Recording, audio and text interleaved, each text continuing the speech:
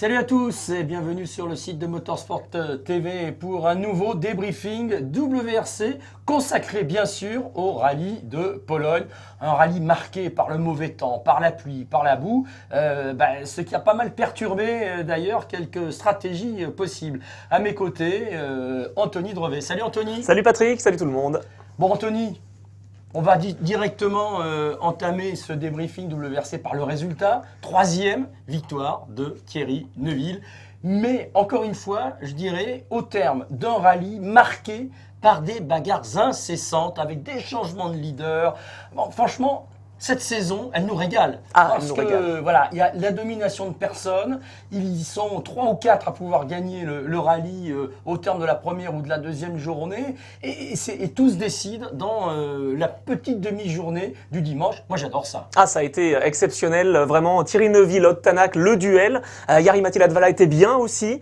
On peut voir que Sébastien Ogier était un peu moins dedans. Il y a beaucoup d'explications. Eh ben oui, on va y revenir justement. Mais donc, commençons par cette victoire de Thierry Neuville.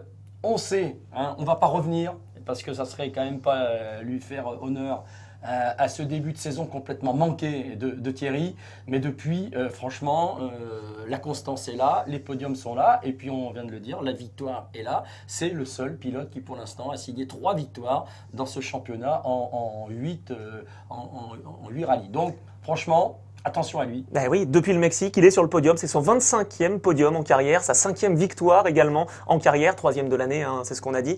Il est en forme et je crois qu'il sait qu'il peut revenir sur Sébastien Ogier, c'est possible. Oui, c'est son but, bien sûr, puisque on le sait, petit à petit, les rallyes, il en reste de moins en moins. Oui. Pendant ce temps-là, Ogier, on l'a dit aussi, lui, il parvient à limiter les dégâts. Voilà. Alors, avant d'aborder les courses des uns et des autres, moi, je te propose aussi de revenir sur ce résultat d'ensemble. Tu l'as dit, il y a eu une victoire de Neuville. Il y a eu surtout cette bagarre avec Ott Tanak. Ils n'ont eu cesse de changer les positions dans la journée du samedi. Tous les deux spéciales, c'était l'un ou l'autre qui prenait le leadership. À la fin du samedi, 3 secondes, une d'écart entre Neuville et Tanak. Et le lendemain matin, dès la première spéciale du jour, c'est Tanak qui reprend la tête. Pour hélas avoir encore un souci dans ce rallye de Pologne dans lequel il s'était révélé il y a un an. Et là, il fait encore une petite cagade, comme on dit, et qui lui fait perdre carrément la victoire et puis carrément le podium aussi. Ça n'a pas été facile. À la fin de la journée du samedi, il perd son aileron. Et avec les voitures 2017, c'est vrai que l'aérodynamisme est très important. Il perd 17 secondes en 2 spéciales, Ott Tanak. Ensuite, il est parti le couteau entre les dents le dimanche. Thierry Neuville l'a déclaré à la fin de la spéciale numéro 21. Il attaque beaucoup. Il attaquait trop peut-être. Certains observateurs dans les spéciales ont vu qu'Ott Tanak était à la limite. Thierry Neuville l'a pris un petit peu plus en décontraction, je dirais, le dimanche matin. Et il était plutôt sur le long terme. Il attendait peut-être la spéciale 22 et la 23. C'est ce qui s'est passé. On se rappelle qu'il y a eu une victoire de Thierry Neuville pour moins d'une seconde dans ce week-end. Donc, ça veut dire quoi ? Ça veut dire tout simplement qu'il est capable aujourd'hui d'attendre la Power Stage pour signer un résultat et pour éventuellement jouer la victoire. Il a donc été effectivement un peu plus patient que son adversaire estonien qui sortait d'une victoire, on le rappelle quand même, et qui a bien failli en signer une deuxième d'affilée. Donc voilà, là on peut dire que Tanak désormais, comme le dit d'ailleurs Sébastien Ogier à la fin du rallye, ils ne sont pas simplement que 2 à jouer le titre. Ils sont plusieurs et on peut presque effectivement rajouter Ott Tanak dans cette équation. Effectivement, Ott Tanak, il est très rapide. Encore une fois, c'est vrai que ça manque parfois de solidité. On l'a vu, il est vraiment fougueux. Ça me rappelle un petit peu Latvala au début de sa carrière. Ott Tanak, rapide effectivement. Encore une petite erreur. En même temps, les conditions n'étaient pas faciles. Donc là, il avait pris la mesure de Sébastien Ogier, je dirais. Sébastien Ogier, je l'ai senti un peu, pas résigné, mais pas loin quand même. Des réponses un peu laconiques. Alors, si on regarde cette course de Sébastien Ogier, effectivement, il tient la pluie. C'est la pluie qui a quand même été peut-être l'invité surprise et le facteur clé de cette épreuve. L'an dernier, ça avait été l'inverse. On était sur du rapide, on était dans la poussière, ça allait très très vite. Le rallye de Pologne, je rappelle que le rallye de Pologne possède les spéciales les plus rapides du championnat en termes de moyenne, pratiquement aussi rapides que la Finlande. Donc là, en revanche, ils se mettent à pleuvoir. Donc la pluie est un acteur essentiel de ce rallye. Et alors, quand on sait que Sébastien Ogier, comme il le dit, le balayage, il en a un peu marre. Simplement, à un moment donné, le vendredi après-midi, il pose le balai, il prend la serpillière, il prend le balai. Ben oui, le balai brosse, oui. Le balai brosse avec la serpillière. Parce que, et c'est là qu'il perd, qu'il décroche. Parce qu'autant le matin, il tient bien, autant le vendredi après-midi, il décroche. Et encore une fois, on le sait, les positions changent donc désormais au bout d'une journée entre le leader du championnat et le classement, mais pour autant, être 5e ou 6e au classement général, ce n'est pas forcément la bonne position. Non, à un moment donné, il faut être dans le top 3, dans le top 4 pour véritablement pouvoir se battre. Et qu'est-ce qui se passe? Eh bien, le samedi, il pleut encore plus et la position n'est pas forcément non plus des plus favorables. Et puis en plus, il a ces 2 crevaisons d'affilée. Il fait des erreurs. Ouais. Voilà, il y a des erreurs quand on veut rester dans le rythme ou essayer de revenir dans le rythme. Parce que bien sûr que dans cette journée du samedi, il doit se dire, avec la pluie, tout peut arriver, j'ai peut-être mes chances de réduire ce fameux écart de 30 et quelques secondes qu'il a le samedi soir. Alors Patrick, on parlait de la patience de Thierry Neuville. Il a été aussi patient, Sébastien Ogier, parce que petit à petit, un peu à l'image d'Ayden Padon, voilà, il remonte et finit sur le podium quand même. Oui, il finit sur le podium. Un podium,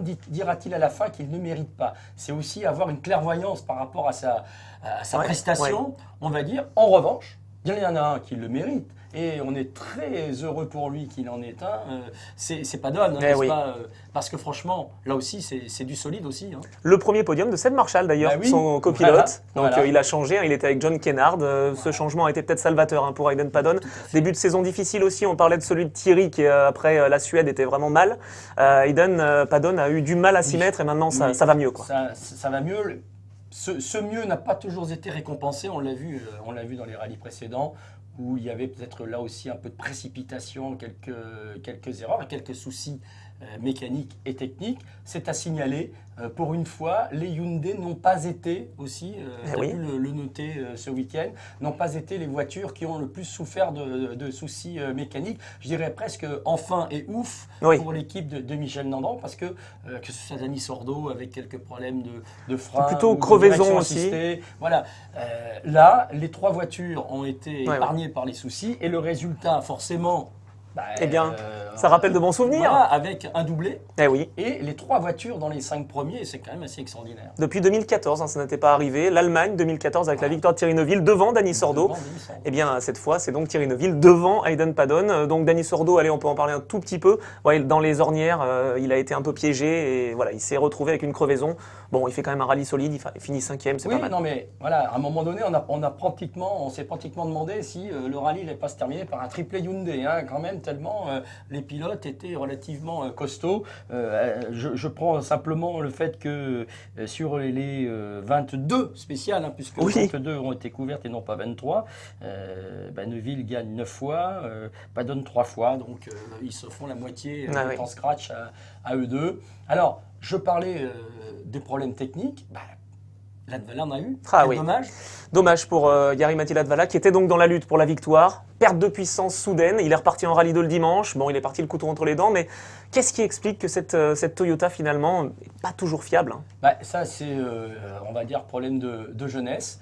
Mais quand même, au niveau compétitivité, elle est là quand même. Rien à redire. Voilà, rien à redire. Lapie était pas mal du tout le vendredi avant de commettre une petite erreur. Anninen est dans le top 10. Voilà, et Latvala s'offre une nouvelle Power Stage. Alors, c'est le roi des Power Stage. Il en marque des points. Cette saison. Et tout ça, avec les scores non pas de 3-2-1, mais rappelez-vous, de 5, 4, 3, 2, 1, à force, il marque des points. Et il est là, et il est toujours là également au classement général. 3e position du championnat. Il fait même mieux quasiment qu'avec la Volkswagen. Tu vois, moi je vais te dire, un Latvala 3e du championnat, alors que le prochain rallye est à la maison en Finlande, tu vois, moi je mets une pièce. Je crois que tu peux avoir raison. Voilà, moi je mets une petite pièce sur Jari-Matti Latvala en Finlande, parce que il n'y aura pas de pression. On pourrait retrouver le Latvala que l'on a connu en Suède. c'est-à-dire un pilote relativement impérial, avec cette position en plus sur la route, encore une fois on y revient, mais c'est aussi une des clés de ce championnat. Ah bah, il sera troisième sera troisième sur la route, c'est pas mal.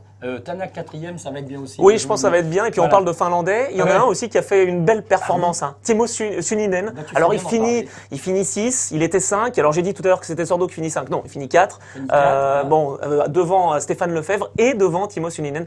Franchement, il a été bon. Il a signé son premier temps scratch en WRC à l'occasion de son premier rallye au volant d'une Fiesta. C'est quand même assez effectivement incroyable. Il est en confiance, Sunninen. Il a lâché le WRC2 pour cette course. On peut penser qu'il a marqué les esprits. Oh oui, parce qu'il n'a pas fait beaucoup d'erreurs. Alors oui, il en a fait une en Power Stage. Il a calé dans la spéciale numéro 21. Bon, ça arrive, ce sont des erreurs de jeunesse, comme on le dit, mais il est quand même là, il a montré son talent. Il y en a un chez Ford qui peut se faire du souci, non? Peut-être. Peut-être qu'Elfyn Evans devra surveiller dans ses rétroviseurs une possible arrivée de Timo Sunninen. Si tu veux bien, moi j'aimerais aussi aborder le cas Citroën. Ah oui. Parce que le cas Citroën, il est pour moi, il a double image. Il est, on va dire, à l'image d'un Vendredi Kata. Ah oui, là franchement. Avec un Craig Breen qui d'entrée est en 3 roues motrices, c'est vous dire que c'est pas facile. Et puis 2 ensuite. Bon, là, heureusement, sur ce rallye de Pologne, on retourne à l'assistance à mi-journée, donc ça allait mieux. Et d'ailleurs, il prouvera par la suite que ça va mieux. Mikkelsen, qui avait la lourde tâche de prendre la place de Chris Mick, a eu lui aussi un vendredi compliqué, avec dès la matinée également des soucis avec un choc sur un tronc d'arbre, enfin sur une souche, et la suspension arrière est pliée. Et surtout un Stéphane Lefebvre. Mais avant ça, avant de revenir sur Stéphane Lefebvre, sur la météo. En fait, Citroën, vous le savez, a joué un joker au niveau de la préparation de l'évolution de sa voiture, a travaillé sur les différentiels, a travaillé sur les mappings moteurs pour avoir une voiture avec une plage d'utilisation un petit peu plus large. Sauf que quand vous travaillez pendant 3 jours dans de la poussière, sur du sec, sur des spéciales rapides, et que vous arrivez le jour J avec la pluie, et bien on s'est rendu compte, et Andreas Mikkelsen s'est très vite rendu compte, que tout le travail effectué qui avait relativement été intéressant, puisque les 3 pilotes reconnaissaient que la voiture avait bien évolué. Tout ça, vous avez presque pu le mettre à la poubelle parce qu'il a fallu retrouver rapidement les réglages. Et au fur et à mesure du week-end, on est arrivé à le faire. Et d'ailleurs, Mikkelsen a fait des top 5. Stéphane Lefebvre, tu viens d'en parler, a lui fait des top 3 dans les spéciales, a marqué un point dans la Power Stage et a terminé à la 5e place, donc égalant son meilleur résultat en rallye. Et là, je ne sais pas ce que tu en penses, mais alors qu'il ne va pas faire les 2 suivants, qu'il n'a pas fait le précédent, eh bien c'est bien ce résultat. Moi je le trouve sympa ce résultat, et on peut être satisfait pour lui, pour Gabin Moreau, d'avoir été solide sur ce rallye pour Citroën, et d'avoir marqué le plus grand nombre de points pour l'équipe. D'autant plus qu'il est très jeune, ça ne doit pas être facile cette situation où une fois on est en dehors du baquet, une fois on revient, c'est en alternance. Vraiment pas facile, il a été solide, une toute petite erreur, il a accroché une petite barrière dans la dernière journée, mais rien de bien grave. Il a réussi à prendre l'avantage sur Timo Sunninen. Bon, franchement, copie très bonne. Voilà, exactement, copie très bonne. Et comme je le disais, le résultat, au final, est peut-être moins, entre guillemets, catastrophique que ne le dit simplement le classement général. Il y a forcément du bon à sortir de ce rallye. Chris Mick va en Finlande défendre sa victoire de la saison dernière. Et quand je disais qu'on pouvait mettre une pièce sur un Latvala, sur un Tanak, on peut aussi mettre une pièce sur un Chris Mick, puisque son ordre, encore une fois, il va pratiquement partir à la même place à laquelle il était que l'année dernière, la saison dernière. Donc, avec peut-être une voiture évoluée, avec peut-être une voiture qu'il va découvrir comme étant meilleure, plus facile à maintenir à la limite, pourquoi pas le retour de Chris Mick, ce qui serait logique à la fois, logique, sympa pour lui, puis sympa aussi pour une équipe qui continue de se chercher, et qui a d'ailleurs été trouvé notre ami Christophe Bess, d'ailleurs, qui est de retour au sein de cette équipe Citroën, retour à ses premiers amours du rallye. Parce que là, au classement constructeur, ça fait mal quand même de voir Citroën 4e. Au classement constructeur, ça fait un petit peu mal. ce qui fait mal aussi, Oui. c'est le doublé, c'est les points oui. marqués par, oui.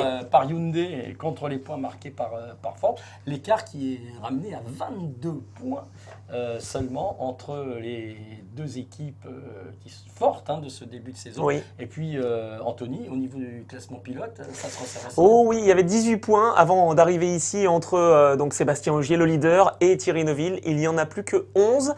Sébastien Ogier l'a bien dit, j'ai pas de message à adresser à Thierry Neuville. En revanche, on est des grands garçons. En revanche, il y a beaucoup de pilotes qui se battent pour la victoire, qui peuvent prendre des points, et il peut jouer avec ça, Sébastien Ogier. Il peut compter là-dessus. Oui, bien sûr. Bon, bien des sûr. pilotes qui se mêlent à la bagarre. Voilà, on va dire que le prochain grand rendez-vous pour Sébastien Ogier, on aura l'occasion d'y revenir, c'est certainement le rallye d'Allemagne.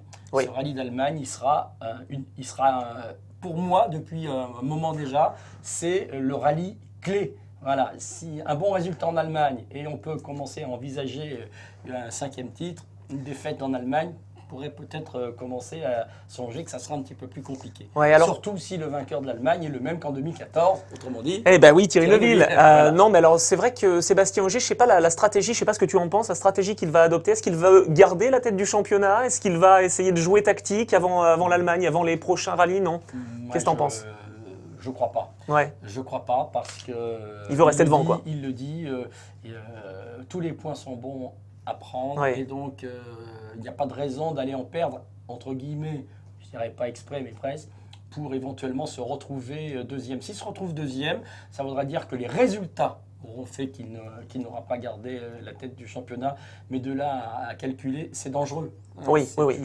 C'est toujours un petit peu dangereux, et ce n'est pas, je pense, j'ose le dire, dans la nature de Sébastien Ogier. Non, ça, effectivement, Voilà. ça, je peux te suivre là-dessus. Sébastien Ogier qui veut encore attaquer, mais parfois, comme je l'ai dit en introduction, un peu résigné. Moi, je l'ai trouvé. Il a fait des blagues, un peu moqueur, mais voilà, en disant je me suis éclaté dans cette spéciale. Ah non, je rigole. Je sais pas ce que tu en penses, mais son état d'esprit, je le trouve depuis quelques rallyes. Oui, mais en il est un petit peu résigné, non? Voilà, quand tout n'est pas parfait, il a tendance à être un petit peu Oui. sarcastique. Bougon et un peu sarcastique, un ouais. peu sarcastique comme ça. Quand ça va, en général, on retrouve le Seb qui sait gérer un championnat et gérer une course. Allez, on va donner rendez-vous en Finlande. Encore une fois, ça ne sera pas forcément facile pour lui. Mais allez, petit à petit, en restant devant, il suffit d'un point pour être sacré. Oui, on va en parler à Sébastien Loeb d'ailleurs. Voilà, quelle saison Ouais. on a. C'est vrai que là, on a droit à une saison absolument extraordinaire. On pourrait presque remercier Volkswagen de ne pas s'être inscrit à ce championnat. Ça nous donne une saison absolument extraordinaire. Merci Anthony. Merci Patrick. D'être venu nous retrouver sur ce nouveau débriefing WRC. Les prochains rendez-vous de débriefing, ça sera la F1 bien sûr avec l'Autriche. Oui. Et puis en ce qui nous concerne, on en a suffisamment parlé. Ça sera bien sûr le rallye de Finlande où notre ami LFB se rendra sur place. On peut penser qu'il aime les moustiques et les cerfs, et les lacs, et les bosses, et les pins. Salut à tous. Salut.